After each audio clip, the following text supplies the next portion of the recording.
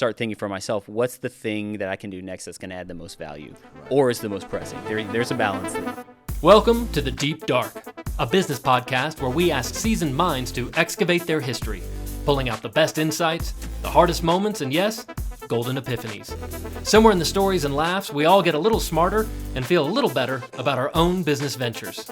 Remember, if it didn't hurt, it doesn't count. Your hosts are Chris Lyon and Tim Douglas at the Fidelis Creative Agency. So strap in and get ready as we plunge once again into The Deep Dark. James Hoffman stands at the helm of Bryan Station Higginbotham Insurance. As president of the agency, he is always looking at the future, figuring out how to build relationships and how to tailor his product to best fit his clients. James discusses the formation of his business and the life of a startup. He's a family man as well as today's guest on The Deep Dark. My name is James Hoffman. I'm with Higginbotham, and I'm on The Deep Dark with Chris. Yeah, welcome, James. Thanks for having me today. I really appreciate it. Yeah, you know, this has been a great thing lately. Ever since we had Andrew Kisner in here, what he did is he opened it up. I was like, we're going to always have somebody open it up. You know, that's good. Yeah, I love it. Hey, ownership. I feel kind of like I'm stealing your thunder a little bit, being the first thing people hear. No, not at all. You know what? This isn't for me to talk. It's for you to talk. Because what we're going to do today is, you own an insurance company, right? And we're going to talk about, how that goes. And, we'll be self-aggrandizing a little bit and talk about, how the marketing works for you and how that's been and where you've gone. But, and the role of a few things, of course, because we are, a creative agency in which marketing is a big part of what we do. But as we go forward, we'll just kind of dig in and probably have fun, right? That's what we can do. I'm looking forward to the conversation. And hopefully we can find some comedy in the thing. Sounds good. Not too long ago, we had another client in here, and what they do is very dry. Finding comedy was really tough, right? But, yeah, we'll try to make most people wouldn't consider insurance to be all that funny. That's true. That's true. It's that one line item on your P&L that you look at and you go, do I really want to keep paying this amount for something, right? That's true. Yeah. Or in my case, you have to pay for it if you're at a certain size. And, that's right. It's usually top 3. Yep. And so gets a good hard look every year. What is that? 20 employees now?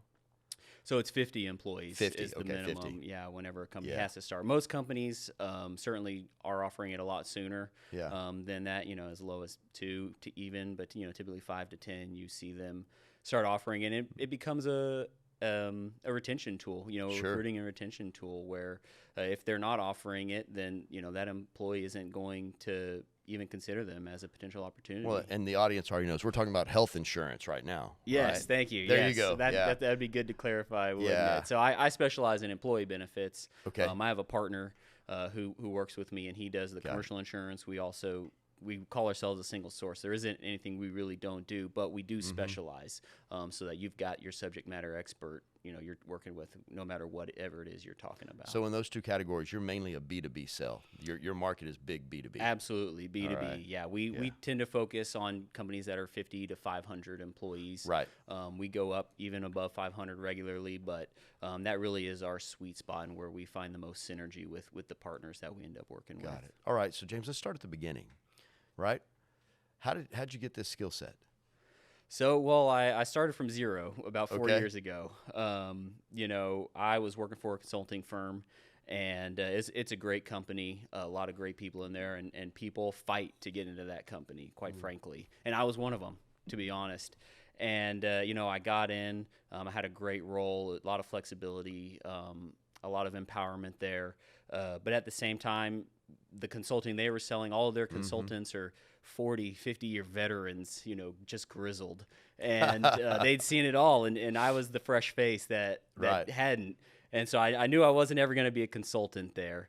And then the leadership of that team was also very young, but very talented. And, I saw somewhat of a ceiling for myself for the foreseeable future. Yeah. And, out of that, I love that company. I love the people I worked with, love the owners and the leadership team. But, I knew that my future to get that next step was probably outside of the company. Yeah. And I had started looking for something. Sorry, go ahead. Did you have the I want to own itch? I did. Okay. Yeah. I wanted to eat what I kill. There you go. So to speak. There you go. So you're driving down the road. I don't know. You married?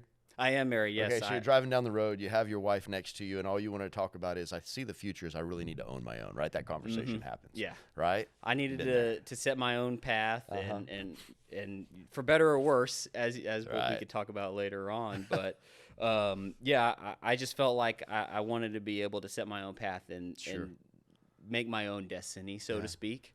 And around that time, I'd been with them about 3 years, and around that time I had a friend, and he had the same itch, and he had been asked to open up the local office for Higginbotham here. We had tried to enter the market a couple of times, and it just never worked out for various reasons. Or Higginbotham had tried. It wasn't we at that point. And so they decided to do something they had never done before, and that was open up a greenfield office with 2 fresh faces, not had been in the industry. Well, that's good. No bad habits. Exactly. Yeah, we were truly a blank slate. Okay. And so he said, hey, I'm going to be the property and casualty guy. In insurance, that's like your buildings and your auto and your liability. And he's like, but I need you to be my benefits guy. So whenever I'm talking to a company, about their liability insurance and all that, you'll be the employee benefits guy, offering them group medical, dental, vision. And so I said, great. I don't know anything about insurance, but it sounds good. I trust you. You're a good friend of mine. Yeah. And let's go ahead and take this ride little blind faith going on there, right? So he was a good friend, which I trusted him. And, that can go one of 2 ways when you're working with a friend, right? That's right. Either you may not end up with a friend at the end of that. And I've been fortunate enough that we've had plenty of difficult conversations, but at the end of it, he truly we've just gotten closer as brothers in life and business. Good. And so I'm very fortunate to work with one of my absolute best friends in the entire world. So you said you've been doing this for 4 years now. Yes, sir. Right. How's the trajectory going? It's been good. So they set us on a 4-year path. They wanted certain things they wanted to achieve in 4 years, basically, so that we were on our own, standing on our own. It's kind of like working for a well-funded startup. Okay. We started at zero clients, 0 revenue on day one, 0 knowledge even on day one. Higginbotham is employee-owned, though, so it's something we're really proud of. One of the few out there. And so, we had ownership in our office, in our company from day one.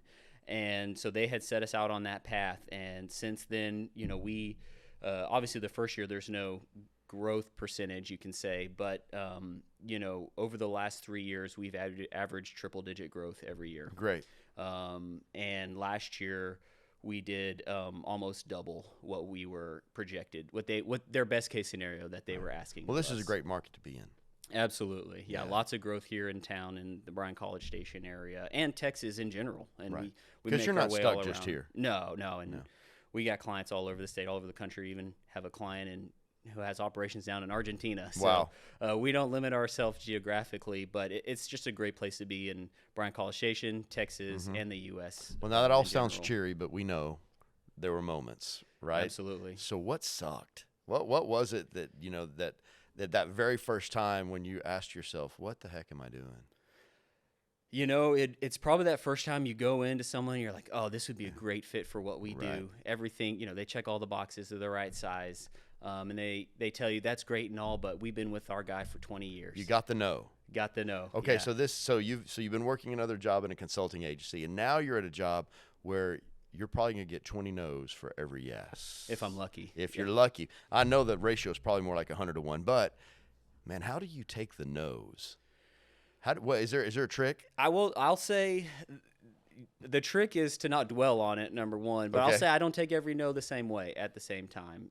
Sometimes if you get that no that you just feel like is a good fit, you had a good connection with the person, those tend to hit a little bit harder than the ones where you're trying to just throw some spaghetti against the wall and seeing what sticks. Yeah. And so, they're not all the same, I'll tell you. But at the same time, the most important thing that I try to remind myself, and I'm not always successful, but is like, hey, there's a lot of fish in the sea kind of a deal. Right. And, it's not necessarily a no forever. It's a no for now. And it's really always a no for now because these things renew every single year. Right. There's going to have to be a decision, either intentionally or just by default, where you say, hey, we're going to go out and we're going to look at something new, or we're happy with where we're at and we're going to stay. It's funny. This is the second time today I've had this conversation. Last one was over lunch, and another business owner in town, and he'll tell you that his forte is not sales, but he came up with a little method for how he does his.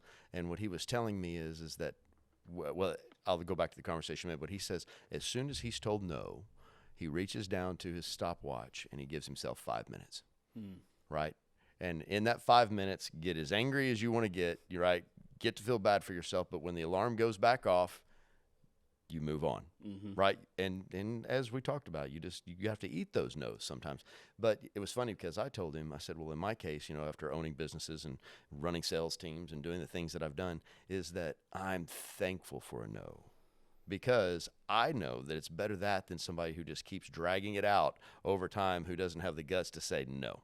That good. I'm not going to waste my time anymore. I'm moving on. Right. I agree with you. We pray for no's. Yes. He's a little more strict. I actually use a similar saying. So whenever my partner and I we live and die together on the roller coaster. Yeah. And whenever he has a tough loss, you've gone through the whole process. You've marketed everything. Your numbers look great. Right. And either they just don't want to move, or for whatever reason you still get that no. I always tell him, I was like, you've got one day. Like, yeah, you take the day you need, you do what you need to do, but you come back tomorrow. Right. And we hit the ground running, and it's served us well. And people need to know that time is money. And I'm a people person, right? So I always, to a certain extent, will end up giving too much, but I do understand that that's a great way of doing things, and to make sure that you're kind of setting boundaries and focus. Yeah. I think it's also good to grieve a little bit. It's okay to grieve a little bit. You're grieving your time and effort and the potential opportunity, and that's healthy. That's why we have funerals, right? So it's kind of like a little miniature sales funeral over and over again. Yes, but it's okay, and it's healthy to allow yourself that time to acknowledge that it happened, and then you got to pick yourself up and move on. Right. Well, that literally is the hardest part of business as a whole many times. I know that dealing with people is hard, and I know that making sure you raise money in the bank account and making payroll and blah, blah, blah. I'm there. But at the end of the day, when you're trying to get ahead and build a business and you keep getting no's, sometimes you ask questions of yourself. Yeah. And we certainly asked ourselves a lot of those questions, and anyone will tell you who started out from nothing in the insurance game, especially, is that the first 3 years are the hardest, and they suck, quite frankly. They do. You see the money you're not making, because it's a sales commission based business, just like any other business owner would experience, and you also see the opportunity cost slipping by. That's right. I could have been doing that other thing over there. Right.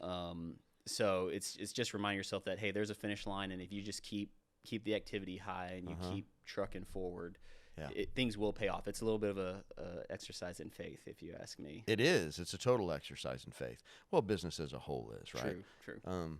The thing is, you have to take the risk. There is no profit without risk, right? So you're jumping out there, and another big conversation we had the other day is that my favorite answer from people around me and people that I hire to do certain things is going to be, I'll figure it out. Right, because that's a big part of it. I love that. I'll figure it out, and if they own that, I'm down with it. That's good.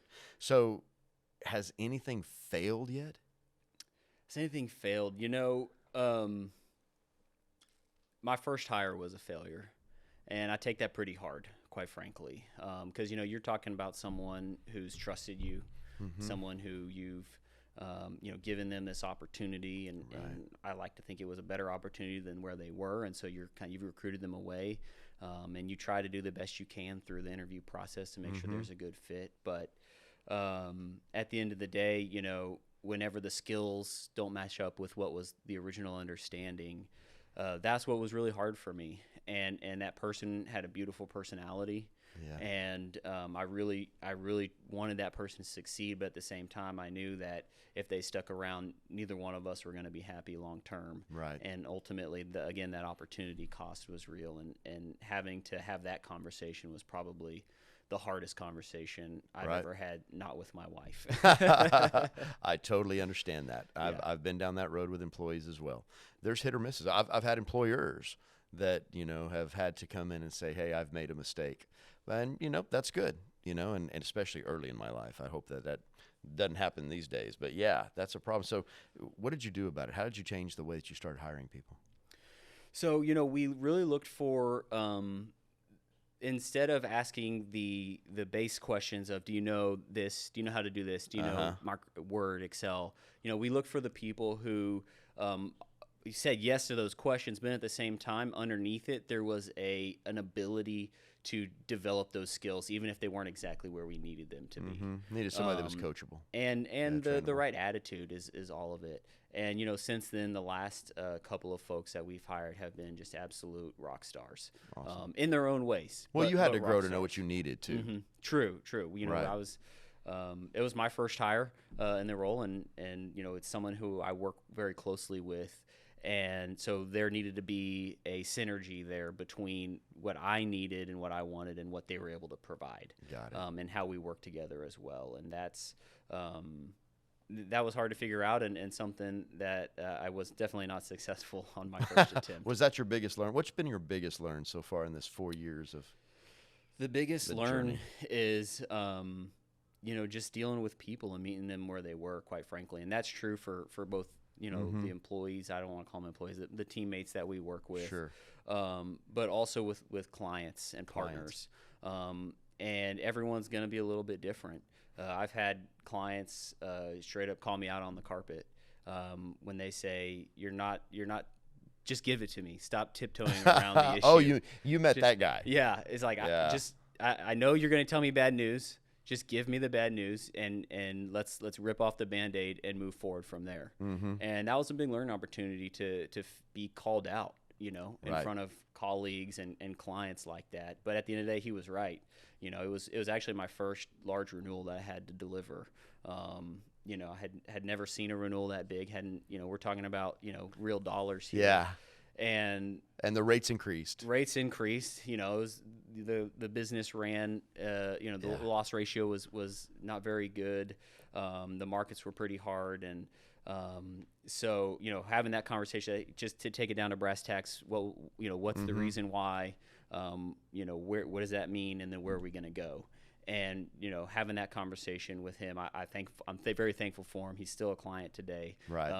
And I love working with him, frankly. And I know if I go in and talk to him and it's bad news, get it out on the table first, Right. and then chart a path forward from there. Well, if you have a good insurance person, being a business owner, you know, I understand that every year about a quarter out, you go ahead and start shopping that anyway, right? So you're shopping for that renewal. And as you're shopping for that renewal for that client, if you've already got a bid on it, it's locking down those markets, right? So what it is what it is, and you have to get used to that as a business owner. You know, that's how it goes. So you can't wait 2 weeks before and think you're going to call competitor X and that you're going to get a different answer, because you're just not. That's right. There is a timeline that you have to hit. And so, you know, we're fortunate that we're large enough that we have all the major markets and players, and so we don't leave those stones unturned. But at the end of the day, sometimes the answer from everywhere else is no. That's right. You know, they don't have to give you an offer. That's right. They don't have to write your insurance, and so, you know, that's when the conversation gets difficult. Right. And as a business owner, you have to understand, if you're running a good business, your rates may not increase that much, you know, if you don't have a bad loss ratio or a number of things going there. So, you know, as you're going through, I don't want to get into the technicals of what you're doing, but what I do want to know is, when you started this journey and you were out there, and of course, you know, there's that little angel on one shoulder telling you how good you're going to do, and a demon on the other that's telling you that you're going to fail miserably. And so you're about to take that leap of faith. Who was it that came and told you the truth about what you were about to go through? You know, I actually don't feel like I had anyone do that for me. Really? You know, I didn't have anyone I knew who was in the business, who had done that before. What about outside the business? Somebody just kind of said, "Get ready, buckle up." You know, everyone, and to their credit, I had a really encouraging, you know, team behind me, and you know, they were all like, you know, you're going to do great and all of that. You know, it was about, I think, a year or two in, whenever I first heard that person say, "Hey, the first 3 years just suck." You know, there's the truth. Yeah. So I heard that, and my partner, who his name's Tyler, You know, he was green too. He didn't know either. So we were just kind of a couple of blind kids, you know, leading each other, which, you know, there was some benefit to that because I knew I had a guy in the trenches next to me who was going through the exact same thing I was. You know, we both had young families at that time and both had that pressure to provide. And so, you know, whenever one of us had a loss, you know, the other one felt it because we were going through the same thing together. Yeah. And so I make sure whenever I talk to, you know, that guy who I'm either recruiting to join Higginbotham, or I've even had colleagues who say, hey, I've got my cousin is in, you know, Alabama and he's going to come into the office there, but, you know, he's never been in a situation before. Can you talk to him? I always make sure I say, hey, look, just to be straight up, those first 3 years are tough. Right. But if you trust the process, you keep, you know, adding value each day, doing the things that, you know, are maybe that one thing you do isn't what's going to make you successful. That one call you make isn't going to change your life. Right. But making those 10 calls and being faithful to that daily, you know, sending that extra email, going to that event that you really don't want to go to, it will come. And you will be successful. So I always make sure to be the person I didn't have, honestly, because even I can't stop it from being difficult because it always will be. But at least there's a certain power, I think, in the knowledge that, hey, I knew it was going to be hard coming in. Right. And so when it does get hard, you're like, okay, well, I knew this was going to happen. Sure. At least I hope that's what the effect. I got broad shoulders. I can handle this. Yeah. All right. I made that decision, eyes wide open, and I'm here now, and I'm going to do what it takes to be successful. And so that's what I want to impart on those next guys that come into the company. So, you know, it's a weird dynamic because when you're in the business that you're in, that business is pivotal, and you're running a business. So there's all the things that it takes to running a business day in and day out, which is a full-time job. But at the main and the other part of your job of your business here is as you're growing it, you're having to be the boots on the ground as well, from what I'm listening to, right? That's correct. Yeah. So tell the world what you do to prospect your way through a day in order to grow that business. Great question. And like I said, there's no perfect day for me, right? You always have that random issue that comes up. But I met a guy a couple of years ago, and one of the things that he really imparted on me was calendar discipline. You know, having, you know, there's things that you have to get done to serve the clients you have, and then there's things you have to do to go and get that next client. Because if you're not growing, you're shrinking.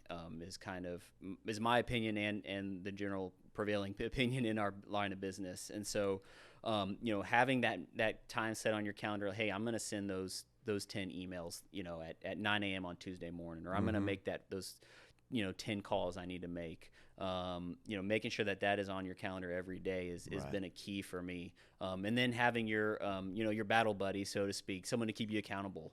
And for me, that's Tyler. Okay. And, you know, we actually had this conversation yesterday. It's like, hey, you know, we want to go out and ramp things up for the second half of the year. Hey, I'm going to be doing that over the next 2 weeks. I want you to keep me accountable.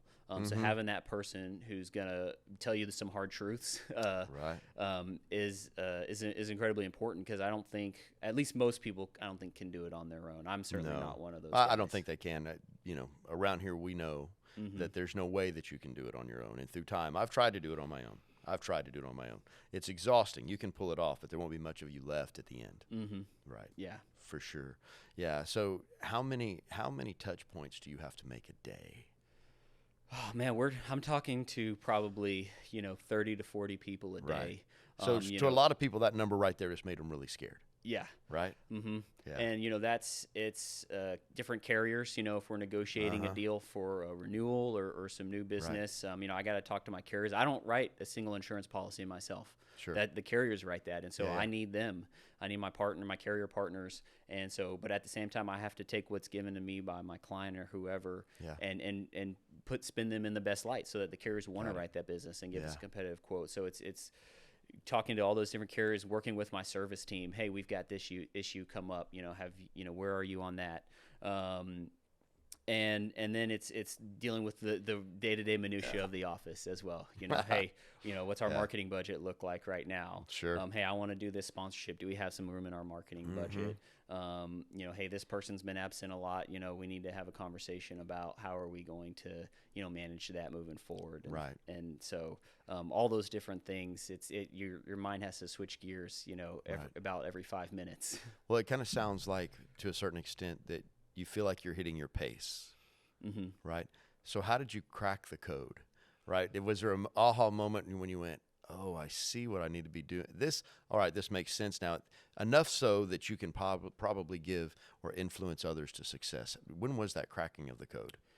If there was one. I've been fortunate that I guess I get it from my dad that I'm just a high energy person, and I don't sit still very much, which works well for me in this role where you got to keep moving.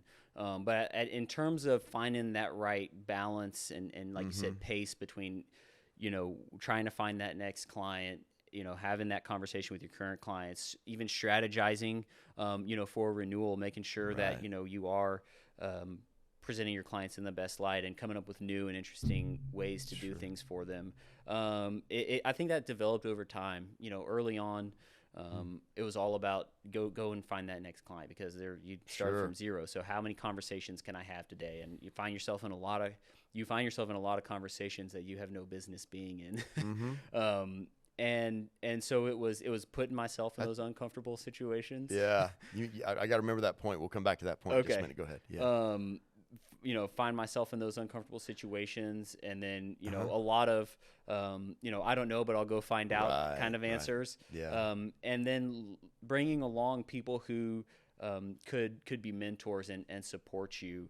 I think was also important to being able to manage the pace and find how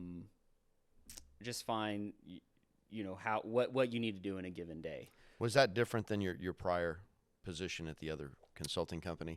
The way you went about those things and had to sculpt it? Yeah, I did have a lot of freedom and a lot of empowerment at my last job, but there was still, hey, these are the things that need to get done, and it was being set by someone for me in a large extent, at least the overarching goals. Right. And going out on my own, there's none of that. No one's looking over my shoulder telling me what to do. No one is saying, hey, you need to be at this place at this time. It was all like, okay, well, what's the next thing? So I had to start thinking for myself, what's the thing that I can do next that's going to add the most value, or is the most pressing? There's a balance there. Yeah. And sometimes I find myself in a situation where I'm like, I don't really need to be here. Why did I make this decision? So you got to take those and it's a complete waste of time. Yes. Yeah. I'm sure we've all had that. Absolutely. I had one the other day where somebody out of the blue came and Shanghaied a business meeting that I was sitting in, sat down and wanted to get to know us. They were a salesperson too, and just figured that we would be a good mark. But yeah, it was but I'm with you. You had made a comment a little bit ago about the client. So who is your perfect client? So companies with 25 to 50 and to 500 employees is our ideal client. Yeah, but they've got to have some values, right? They got to think in a certain way, not just the number of revenue. I've been there. I used to look at total revenue because I knew that companies at the $50 million mark could afford what I was doing, right? But for you, I mean, what is the values that you want that company to have before you partner up with them? Yeah, great question. Sorry, I didn't realize. Yeah, sorry. I'd had to give you a little more. Yeah. It's the client who sees their employees as more than just a cog in the machine. And there's certainly people, and I certainly have clients where it's what's the minimum we can get away with. And I think the client that I work the best with is what's the most value we can get. So it's not necessarily hey, you can always throw dollars in and fix any problem. Right. But it's like, hey, if we throw this much more dollars in, how much can we get for that? How much more can we do for our employees? And think of them as something to be retained and nurtured as an employee. Right. I think those are the clients we work really well with, and the ones who are interested in doing more than what they've always done and getting the same results that they've always gotten. One of my favorite things to do is to talk to an open-minded CFO or HR director, VP of HR or business owner, and say, hey, here's something that's really exciting in the market, and then being willing to listen at least and hear it out. And sometimes, a lot of times, the answer is that doesn't make sense for us. It's not a good fit. But when it does, it's like fireworks go off. Sure. And we have clients to that point. I have a client where we've been able to build programs where their employees get free surgeries. If they just tweak one little thing, how they interact with their health insurance, we can get them a lot of free surgeries, a lot of free services. And again, that's not something that works for everybody, but it works for them, and their clients, their employees love it. And it's something that's really unique, and they trusted me, which is I don't take lightly. That's something that I hold very near and dear to my heart is someone trusting me with that level of faith that, hey, this is something we've never seen, this is something we've never done before, but you're telling me it's good. We've done our due diligence and we agree, and so like let's go down that journey, and that's what's really exciting and the ones I really love to work with. Yeah, I totally get it. Here at Fidelis, our client that we like the most is the ones that want to grow. We get so many phone calls of people that do what we want to call a do me a. Just do me a logo, do me a.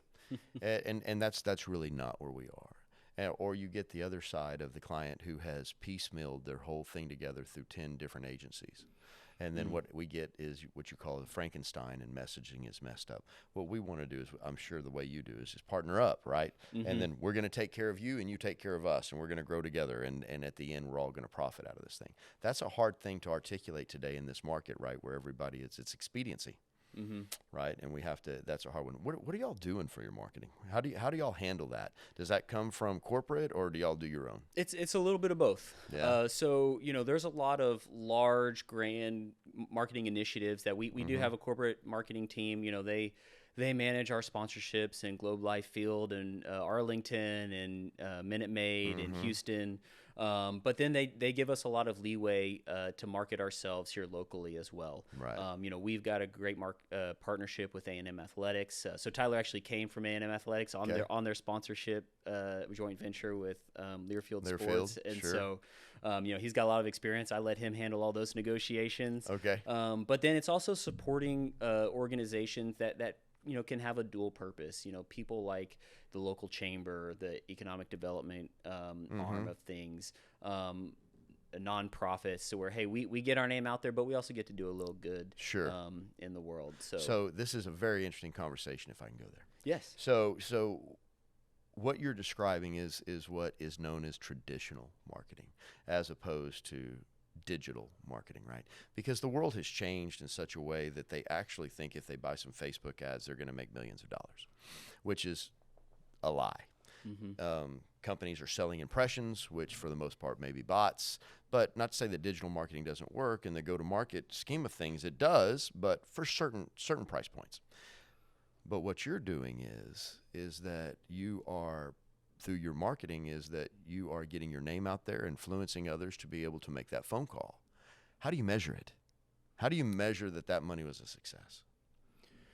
Well, there's obviously the real tangible benefit whenever you met someone at an event that you were sponsoring, and you ended up having a conversation or converting them. And it's hard to measure, frankly, and I'm going to say we don't do a good job of it. Well, I don't think that may be true. What I'm trying to say is, it's amazing the tertiary effect that comes from that type of marketing, and people kind of discount it sometimes, but I'm glad that you're doing it and that it's been successful for you, because that's another case study that in the long run, we got a saying around here, and I've probably said it on every podcast, I'll say it again, a business with no sign is a sign of no business.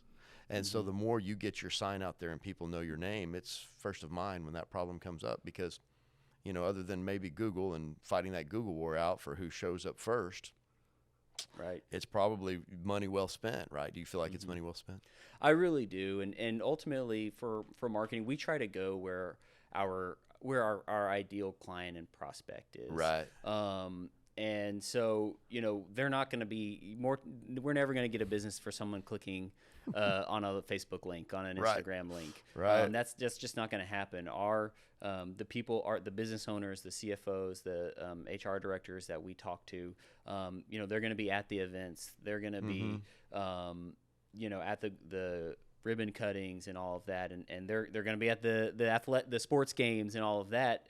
Right. And so, that's where we do find the most value, because Sure. like we just know if we tried to do a lot of digital advertising, it wouldn't go anywhere, at least for us locally here. No, I agree. And it's also what the price tag is, and that go to market, it makes a difference. Okay, so back to your story. All that was fun, but what I want to know is, what was the most important handshake in the last 4 years that you had? Well, number one, it was my good friend Tyler. He and I just decided we were going to do this thing together. So it was Tyler. I would say him, but also, I guess I would call him my boss. If someone was going to fire me, it'd be him. I don't talk to him, maybe even once a month. But, we all have a boss. Meeting him, yeah. He's just a great guy, and I was able to trust him, and he really took a great interest in us. And, helped us navigate, this whole process. And so having the right person be there to just pour into you their knowledge and their experience is huge, because if we'd have just been left to sink or swim on our own, it would have been a sink. I think that's probably the most truthful variable that you could put out there. For some reason, and it's our culture, this rugged individualism that somehow through our education and what we've done, that we can find our own path, and we do need to figure it out. But in the end, when there's that one person who is willing to pour into you, that's a big deal. Yeah. Yeah. And, I still consider him a mentor. Right. And I still call him, I call him a lot less than I used to. But, whenever that 1 in 100 things comes up that you had never seen before, right. He's usually my first call. And to his credit, he manages over 200 employees in our Houston office. Wow. He still picks up the phone call or calls. I always know he'll call me back. There's always that one person, right? Where do they find the energy? Yeah, I don't know, frankly. Right. Yeah. So, having him come along and be that person for me, I think was probably my most important handshake, because, there's a lot of different, businesses out there, clients, all that kind of thing. And some of them we'll get the opportunity and pleasure of working with. Some of them we won't, but there's the people internally in the team we work with. Those are the constants and the people we really need to make sure we're nurturing. And he really took that to heart, whether he knows it or not. Did you have to discover what your differentiator was, or did he point to you and say, hey, here at Higginbotham, this is the way that it works, and this is what's going to distinguish you from your competition? Or how did that go down? How did you figure that out? Yeah, that was a lot of trial and error on our part. I've gotten, whenever you're new in Higginbotham, you go to what's called HigU. It's a 6-month course. You gotcha, all right. You spend about a week, about 2 weeks every month over the first 6 months. You're here up in Fort Worth, at the mothership, as I like to call it. Yeah. And they give you the commercial for Higginbotham, and they teach you, hey, how to, how this is how you position us and all of that. But at the same time, it's a huge investment development wise. It really is, and so I love that we've taken that on as a company. But at the same time, it's also very generic in how they do it, and they don't know what works in Fort Worth isn't what's going to work in Bryan College Station. What works in Houston doesn't work in Bryan College Station. Right, they don't understand the ring. It's a little different. Yeah, or in any small market, you don't have to limit it to Bryan College Station. And so part of it was taking that that message and embodying it, but then also a lot of trial and error. Trying it out. Hey, when I mentioned this thing to a client or someone we're talking to, is there any interest there? And a lot of times it's like, you're just like, okay, nice. But then occasionally, one of my favorite things is sharing ways we can do things differently, because our industry, sure, there was a lot of upheaval whenever ACA was passed and all of that kind of stuff. But for the most part, it's been a lot of wash, rinse, and repeat. Right. And to a lot of the startups out there are a lot of different options that are available now. Sure. And I figured that I needed to be the guy who had who was willing to do things a little bit differently. Not just being okay with passing along a 20% increase to my clients. And if I was going to bring a 20% increase to the table, I was going to have something creative and different alongside of it. Or if I was just trying to earn someone's business. Right. It almost sounds like you're almost doing bespoke solutions. Mm-hmm. Yeah. Well, yeah. Trying to find what works for that company at the end of the day. Yeah. Because they aren't all the same. They don't have all the same priorities. And some of them are the only priority is how can we get this for as cheap as possible. Mm-hmm. The other is, how can we provide the best benefit to our employees at the best value, of course, and so trying to find out where that happy middle ground is one of my favorite things, quite frankly, is say, hey, this is what we're doing. This is what we could do. And hey, plenty of times the answer is we like what we're doing. We don't want to change. But for those that want to do something different, are looking for solutions that have more of a long-term approach. Right. Those are really good conversations and the conversations we love to have. So in the lifespan of a business, in the lifespan of a business owner, there comes a grind, right? And it's usually about year 5 because you've been doing a lot of, you're having Groundhog Day, right? Groundhog Day, it's starting over, it's the same, you get the pattern. And then somewhere about year 5, there's this light that turns on that says, hey, guess what? We're revenue positive. And if things go like they're going, things are about to get good, right? Mm-hmm. But then the idea that same itch that got you to start, it comes back in and it says, yeah, it's time to grow this thing. What are we going to do next, right? How are we going to scale this? And how are we going to do this that brings everybody with us and is good for all, right? That mindset, you start to cast vision, right? About year 5. Before then, you're in a grind, right? You're trying to cast vision, but kind of what you see is what you get, right? And it's there, and hopefully you have some strategic partners to get you there. So what is up next, man? What's your great hope? Where's this going? Yeah, so I mentioned there's a couple of really cool things going on in the market, and I'd say it's probably two-pronged. So with our larger clients, our larger companies we work with, the big buzzword right now is captives. Sure. And so we do it on the benefit side and do it on the commercial property and casualty side. And so getting the word out, kind of evangelizing a little bit on those. Lots of people are doing it, but lots of people are just giving it lip service. And well, explain what captives are. So captives are a type of self-insurance where you become your own insurance company. Right. Literally, you become your own insurance company. It's an actual entity. And you can do it one of two ways. You can have your own captive and be your own insurance, or you can join what's called a group captive. And you wouldn't go out on your own unless you were just a massive company. But now there's a lot of companies getting together saying, hey, we want to be in a group captive of a similar risk. And so they get together, they create their own insurance company, where it's a way for them to be self-insured, but without going out on their own, right. Completely hanging their tail in the wind, so to speak. And so educating people about that is one of the things that I love to do. And you can get really creative. Like I mentioned, you can do things like have free surgeries for your employees, have free imaging. If in the middle of the year, if someone comes to you and says, hey, I have this prescription on previously it was covered 100% and now I'm being charged for it. You can have the conversation, say, you know what, we're just going to go ahead and cover that for you. Having those kinds of conversations, to be able to make that flexibility is probably the next jump for our larger companies. But the other thing for companies who don't have 100, 200, 300 employees and aren't able to do that, I think the thing that needs to happen for them, and you mentioned this earlier, is that they're strapped.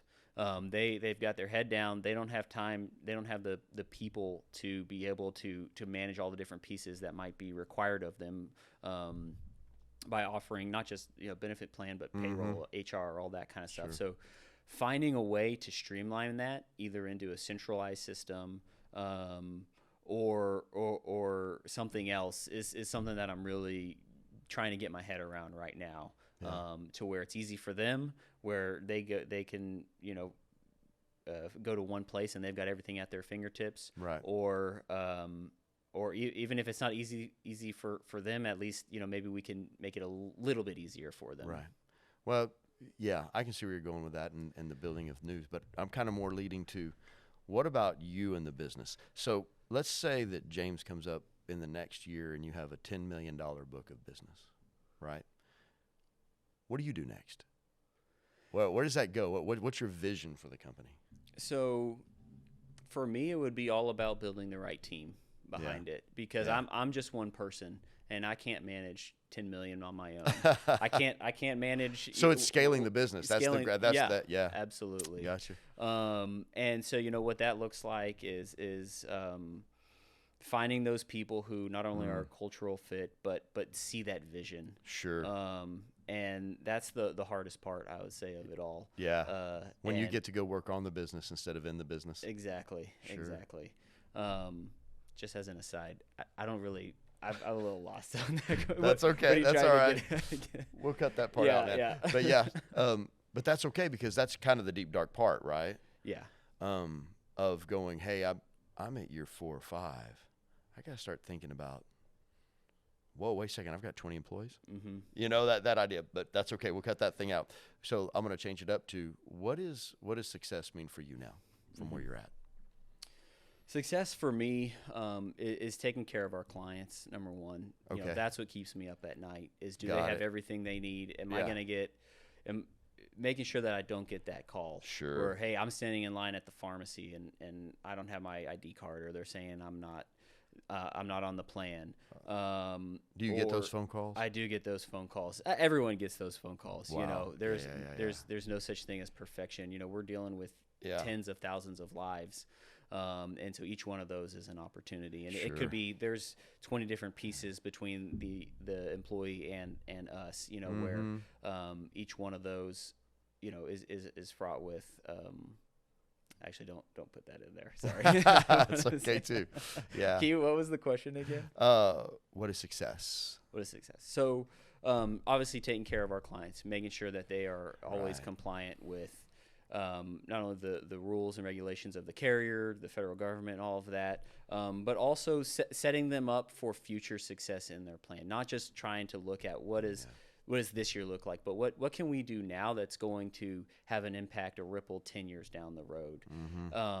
So being able to have those conversations is success. Sure. But then there's the personal success.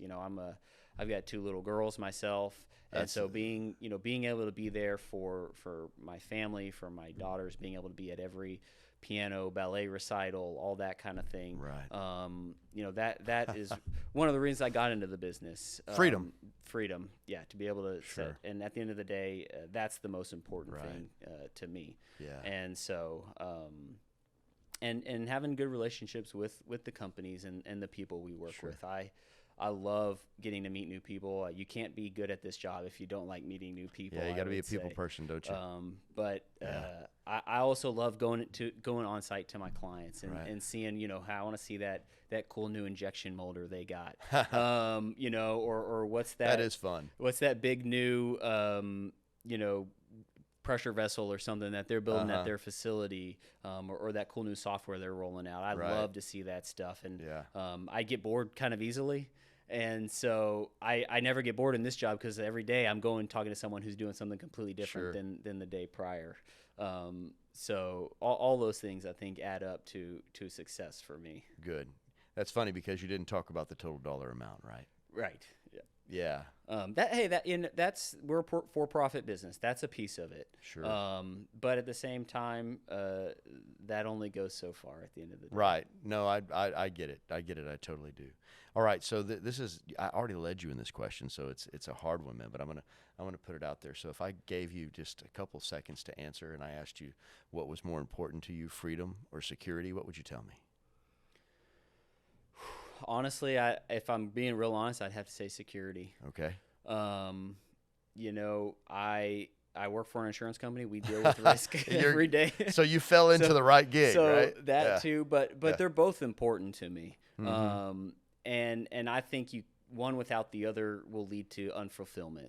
for me at least. Yeah. You know, I do feel that weight of responsibility, not only for my family, but also for the employees, the team members that we have. You know, if I'm not out there, putting myself out there, having that next conversation, then it's a huge weight. Then they're not, you know, right. Then they're not able to proceed and enjoy the fruits of success and all of that. Yeah. And so, you know, maybe a lot of people would say freedom, but I gotta say it's probably stability, but with freedom as a close second. Well, I mean, that is the key to building a business. It's stability. I would say that, you know, it's a very small percentage of people that take that leap, and you know, that take that leap to do the right thing in business. But what I mean is actually going into business for themselves, or finding a way to have ownership, or finding a way to live through equity, and, you know, maybe looking at it from the fact that they only get a dividend check at the end of the year. But however that may be, you haven't lived till you've stayed up at night thinking about how you're going to make payroll, right? That is. You know, everybody's doing their job. They're doing it like it's supposed to be, but because of all these reality variables, you have to think to yourself, man, if I don't hit a lick here in the next couple days, I'm gonna have to figure out how to make Friday's payroll right. That's a tough one. Yeah, it's a tough one for everybody. But no, I totally understand the way that security goes in there. James, thanks for being with us today. Yeah, thanks for having me. I've enjoyed the conversation. There's a whole lot to think about, you know, and you know, truthfully, this is a line item that you have to deal with. And especially today, you know, one of the greatest ways of taking care of your employees is to provide them some sense of security when it comes to their health care. Right? Right. And that's the truth. And if, you know, you have to make some money, you have to grow to be there. But yeah, taking care of them in that way is important. But not just that, you know, many a good business has failed because they didn't have the right insurance. You know, so you have to think about what the repercussions are if you don't do it. Yeah. And that's what we just want to do is be a partner for our clients and protect that let risk. them know that they can take that next leap because they know they're protected on the back end. Right. And so, and their employees, you know, their employees can show up to work every day and they don't have to worry about that next procedure that they have to have done. Right. Or anything like that. And so that brings us a whole lot of fulfillment and, you know, sorry, I got lost there. A good lot of fulfillment.